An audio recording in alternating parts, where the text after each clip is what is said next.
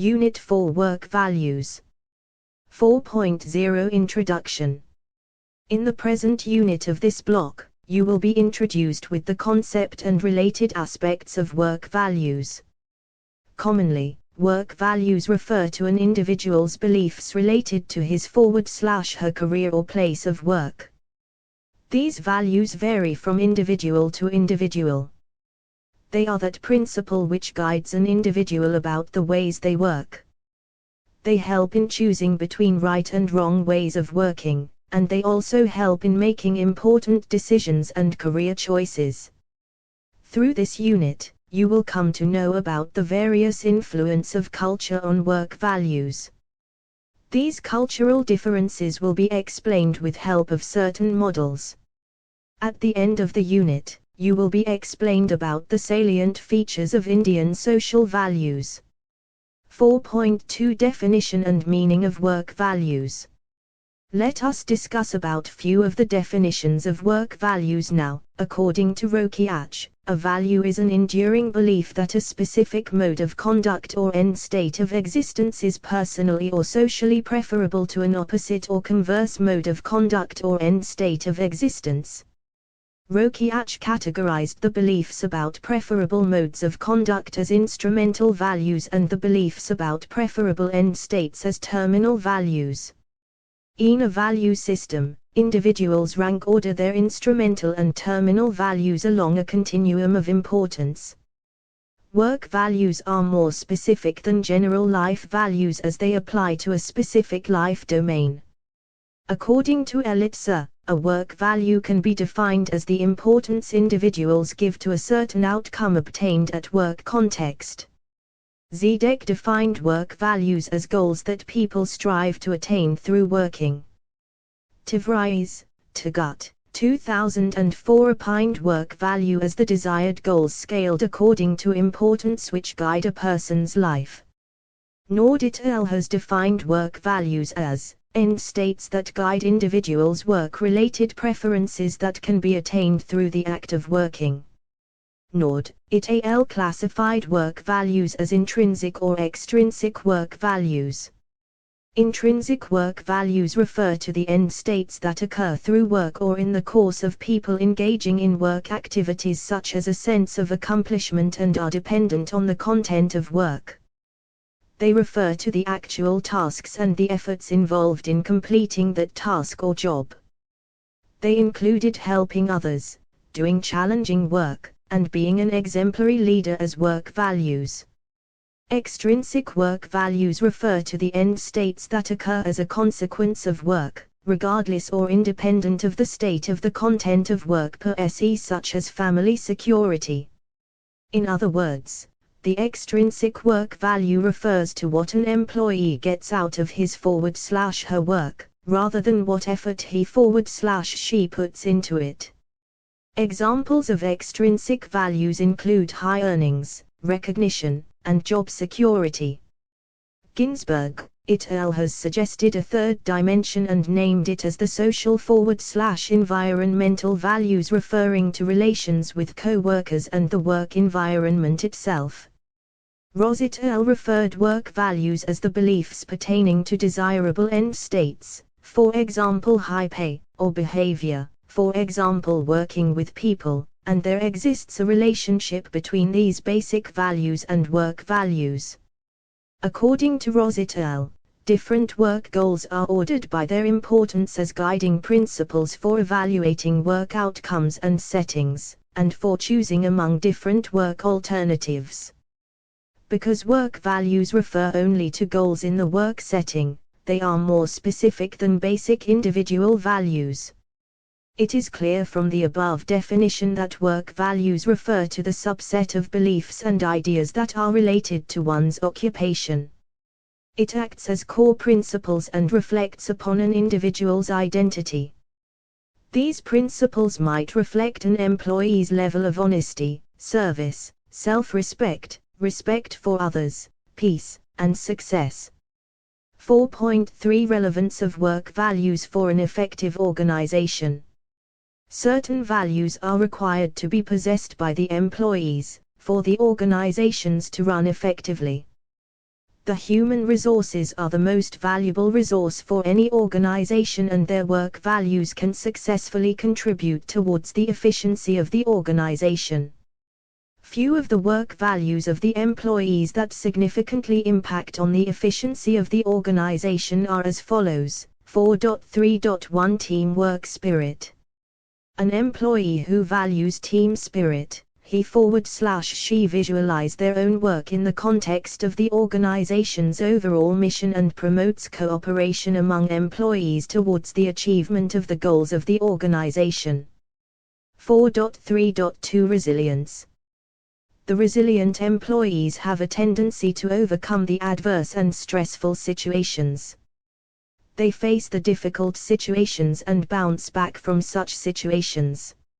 Such employees contribute towards the organizational change and development situations in a more motivated and committed manner. 4.3.3 Work ethics. Those employees who possess high level of work ethics, they willfully work hard and can manage time management more efficiently. Such employees do not readily leave the organizations, and they contribute towards reducing the employee turnover in organizations. 4.3.4 Positive attitude. The employees who have a positive attitude not only works in a dedicated manner, he/she motivates others also to work efficiently. Such employees help towards getting a job done in a reasonable period of time and thus help towards fulfilling the target of the organization. 4.3.5 Responsible. The employees who complete their job on time and are responsible for their actions and behavior are like assets for any organization. A responsible employee values his/her job and are reliable for the organizations. 4.3.6 Adaptable.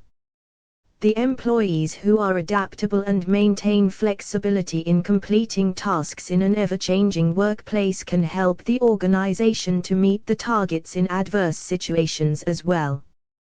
The tendency of openness to change provides an opportunity to complete work assignments more efficiently both at individual as well as organizational level.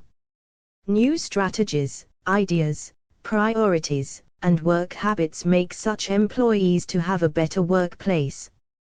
4.3.7 Motivation. The motivated employees do not need much supervision and direction to get the work done in a timely and professional manner. They are ready to learn and grow. Organizations can manage with the changes and uncertainty with the help of such self-motivated employees. 4.3.8 Honesty and integrity. Organizations understand the worth of those employees who maintain a sense of honesty and integrity. The employers can trust such employees as they show moral and ethical behavior while working. 4.3.9 Professionalism. Few of the employees exhibit professional behavior at all times. Professional behavior includes learning every aspect of a job and performing it to the best of one's ability. They contribute towards maintaining the image of their organizations. They have a tendency to complete their task within the time frame and provide a positive role model for others. They are enthusiastic about their work and optimistic about their organization. The 4th of March, 2010 Loyalty. Employers trust those employees who are loyal to the organizations. Researches show that the organizations who provide an environment of employee growth and opportunity, they have more loyal and committed employees. 4.4 Cultural differences in values, models by Hofstede, Trompener. It is interesting to know that there are differences in values of people on the basis of different cultures to which they belong. Let us try to understand these differences with the help of cultural framework models given by Hofstede and Trompener. 4.4.1 Hofstede's cultural model /framework. According to Geert Hofstede, culture is the collective programming of the mind which distinguishes the member of one group or category of people from another. It helps people to understand who they are, which are their acceptable and unacceptable behaviors in any society. It affects almost everything we do, see, feel, and believe. Hofstede has given a model to explain the importance of values in different cultures. According to the model, culture can refer to a number of entities. The major entities can be referred to at level of a nation, country, and the other one can be explained at the level of organizations. At the level of the nation, that is the national culture, the nation resembles a group of people and the national culture refers to the mental set of humans by which the people of one nation distinguish themselves from the people of another nation. Whereas, the organizations are referred to as groups in context of the organizational culture. The organizational culture is more straightforward and precise to measure than the national culture because the organizations usually have clear objectives and requirements, and the structure, tasks as well as the activities of organizations are designed to meet those objectives and requirements. Further, there exist differences in terms of practices, tools and equipment between the organizations belonging to the same culture, and that is why the organizations keeps on changing by changing those practices, unlike the national culture. Due to globalization, now the employees of various organizations are joining companies of other countries, and also the employees of domestic companies will likely encounter someone from another country.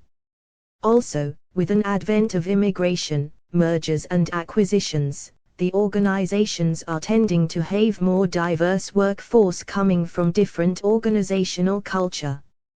Therefore, the employees of any organization should have a knowledge as well as awareness of different organizational cultures. The work culture of countries are different, and if an employee is unable to adapt to the work culture of the organization of a foreign country, it creates a stress not only within the organization, it might lead to misunderstanding and stress between nations as well. 4.4.1.1 Dimensions of Hofstede's Cultural Model /Framework.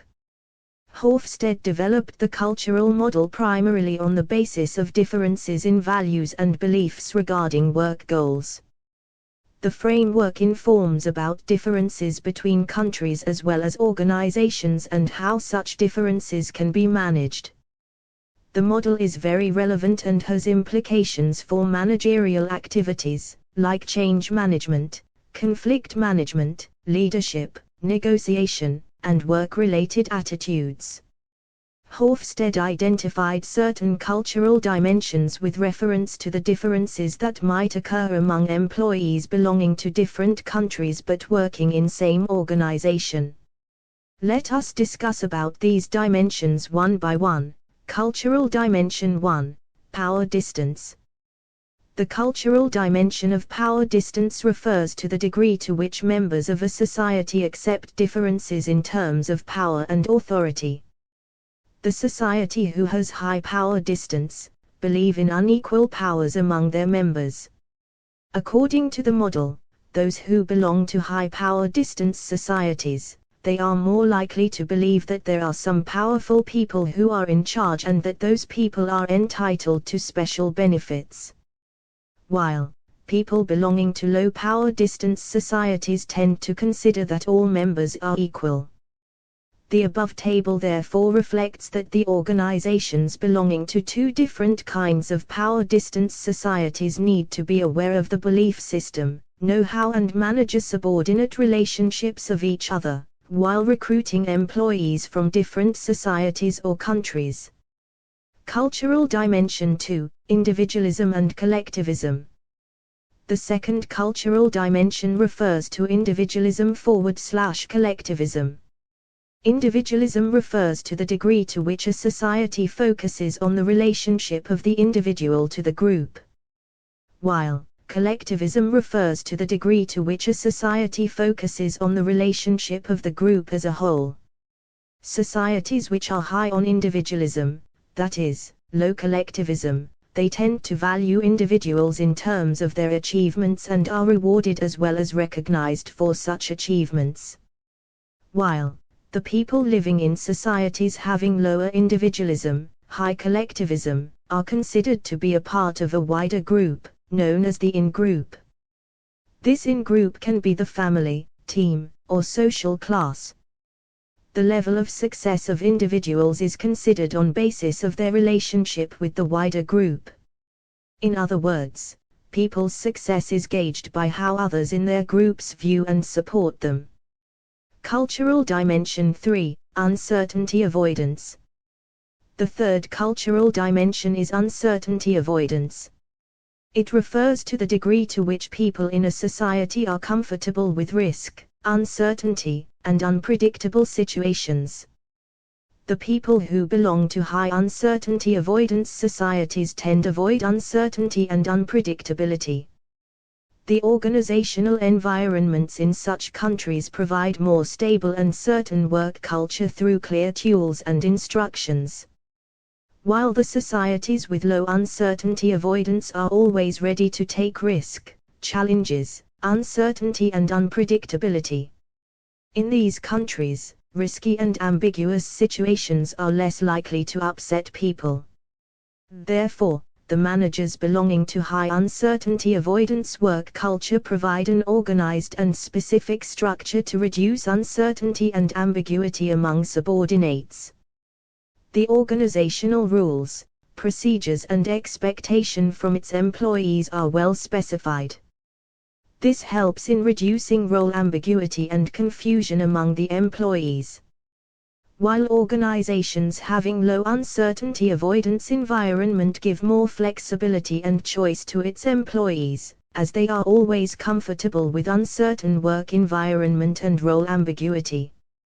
The rules and regulations in such organizations are few. Cultural dimension 4, masculinity. The fourth cultural dimension is called as masculinity. It refers to the degree to which a society emphasizes upon the traditional masculine qualities such as advancement and earnings. The societies which have high masculinity, they give utmost importance to work. The gender roles are very clear and specific, and work takes priority over other aspects of a person's life, such as family and leisure. They emphasize more on the earnings and achievements, and employees tend to work for very long hours and take very little vacation time. While the societies which are low in masculinity have people who work to manage their life, they prefer least hours to spend on work. Therefore, high masculinity societies have work-oriented employees and are motivated through pay and security. While employees of low masculinity societies get motivated by interesting work and more leisure. 4.4.2 Trompenaars cultural model /framework. Trompenaars cultural dimensions, the 7 dimensions of culture. Trompenaar, 1993. Has given 7 dimensions of culture which can help people more effectively, who belong to different cultures. As mentioned earlier that due to globalization, organizations are getting more diverse workforce that may also belong to different countries. 4.4.2.1 Cultural dimensions of Trompenaars model. Trompenaar categorized 7 dimensions to differentiate between cultures. These dimensions can be seen in societies as well as organizations. These are as follows: universalism versus particularism. The cultures which are based on universalism, they try to give equal treatment to all individuals. The employees have a culture of universalism tend to focus more on their rules and policies, in comparison to relationships. While the culture that prefer particularism, the people there give more importance to relationships than rules. In such organizations, each employee is dealt as a separate individual. Individualism versus communitarianism. The societies having individualistic cultures believe that the outcomes that people get in their life is a result of their own choices. Organizations belonging to such cultures allow the employees to make their own decisions without consulting with others. Thus, the decision-making in such organizations take place at a faster pace. Here the individuals are rewarded on the basis of their performance. While those societies whose culture is based on communitarianism believe the quality of life of individuals gets better if we help each other. Thus, organizations having communitarianism cultural dimension have employees who prefer to be a part of a team or a group. There is a strong sense of loyalty within the group. As the decision is taken on basis of the consensus of the group, it takes time. Due to higher group loyalty, employee turnover is low in such organizations. Here the groups are rewarded on the basis of their performance. Neutral versus effective. The employees belonging to a neutral culture do not share their emotions. Though the emotions are felt by them, yet they keep a check and control on emotions.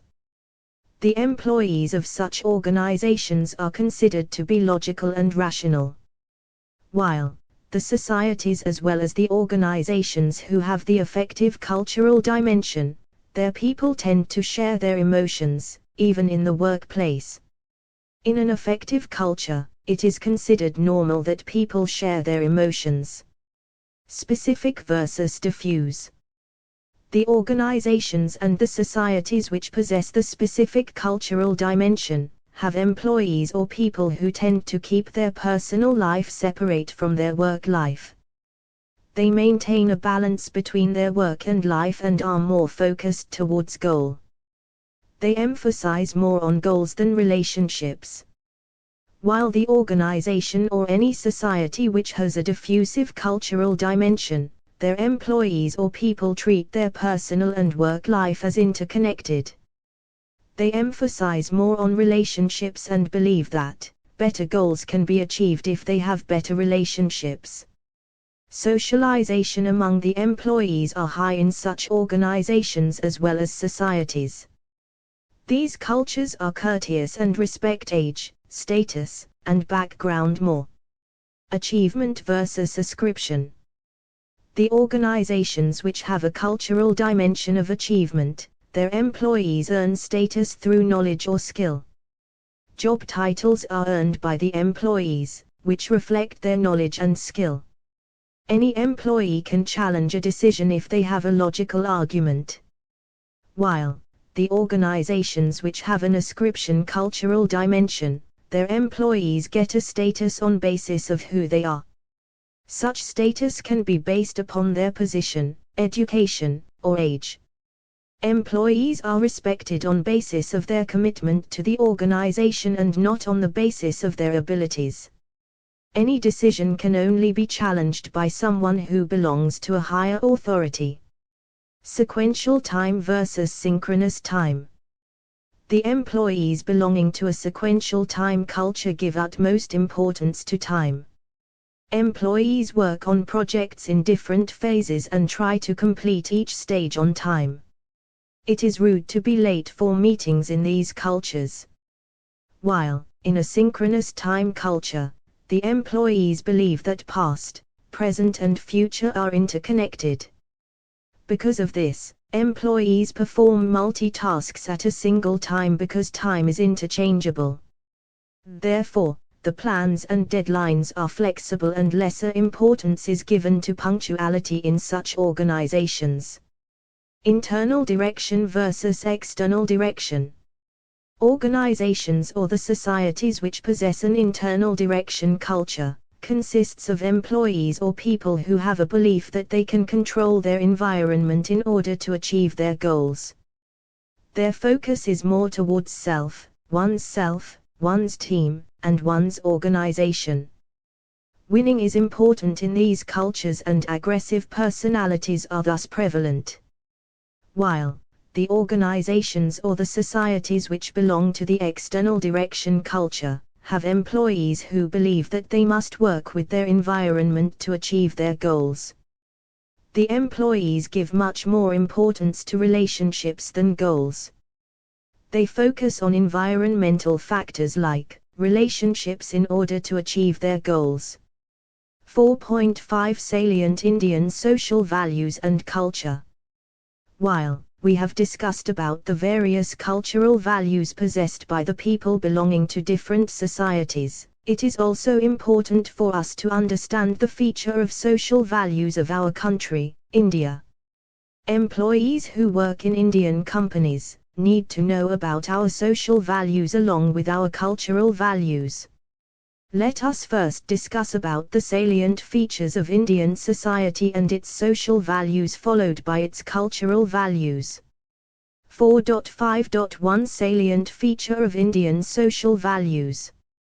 India is referred to as multi-ethnic society because the people living here identify themselves with others on the basis of a common language or dialect, history, society, culture or nation.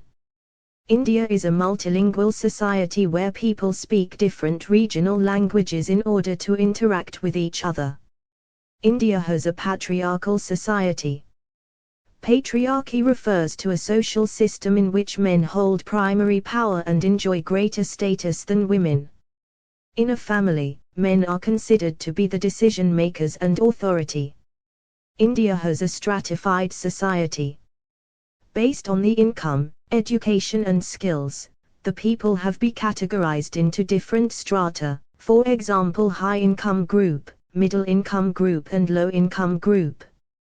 The family is considered to be the basic unit of social organization.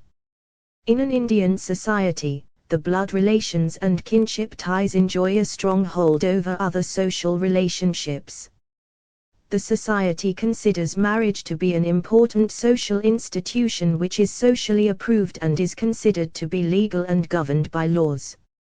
The people of the society are more collectivistic in approaches and decision-making. 4.5.2 Salient feature of Indian cultural values. The organizational culture as well as the society believes in unity in diversity. People belonging to different religion, gender, culture and other demographic factors tend to work together. The society gives lesser importance to materialistic values. People belonging to this society tend to help others and are involved in other social welfare activities. The Indian culture possesses a spiritual value to realize the oneness of Brahman Atman, which is the only way for final salvation. The society believes to take obligations and responsibilities of their organizational as well as family members. The existing culture is dynamic and is changing as well as adapting with time. 4.6 Let us sum up. It can be summed up from the above unit that work values refer to the subset of beliefs and ideas that are related to one's occupation. It acts as core principles and reflects upon an individual's identity and can contribute towards an effective organization. Certain cultural dimensions were also discussed with reference to the cultural models proposed by Hofstede and Trompenaar. At the end of the unit, the salient features of Indian social values and cultural values were also discussed.